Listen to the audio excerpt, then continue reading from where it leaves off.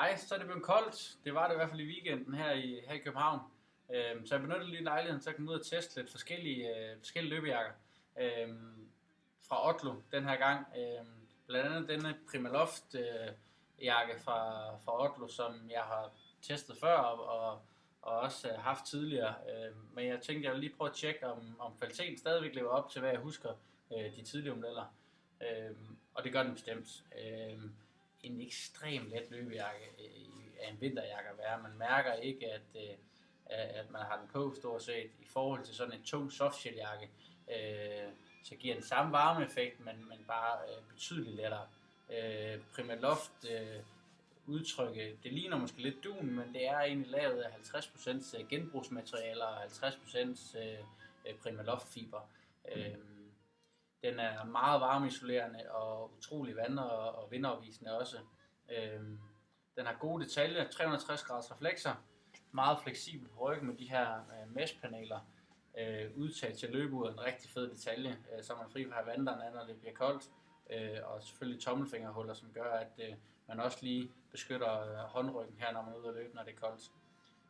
Er det her måske lidt til den varme side, og du er ikke helt så kuldskær, så kunne et andet bud fra Otlo, som jeg også har testet her i weekenden, være Otlo Zero Weight Jacket, som er en jakke, som er rigtig, rigtig fleksibel. En ultra tynd softshell jakke, som er ekstremt vandafvisende og vindtæt.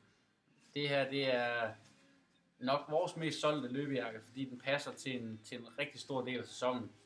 En jakke, du også kan bruge til foråret med et lidt tyndere baselager indenunder. Har også meshpaneler på ryggen, gode reflekser både foran og bagpå, og de samme detaljer til uret og tommelfingerhuller. Så Otlo Zero Weight Jacket kunne klart være en vinterløbejakke for dig, som heller ikke er så kuldskær. Stadigvæk en let løbejakke, selvom det er en softshelljakke, fordi det er en tyndere softshell end så de her kraftige softshell, som man ser på markedet også. Så rigtig fed jakke. Primaloft findes også i det, man kalder en vest hoodie, som er en løbevest med en lille smule ærmer, for lige at beskytte skulderregionen også. Og så har den her hætte, som også har sådan et snøresystem her bag, som kan lukke den helt tæt, hvis det sner eller regner.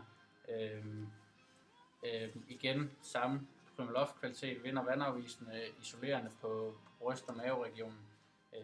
Så hvis man ikke er til jakken med de lange ærmer, så kunne vesten her være et rigtig fedt alternativ. Ser super cool ud med et langt baselager i en eller anden farve under, og så den her hoodie, som giver sådan lidt et cool og åbent look.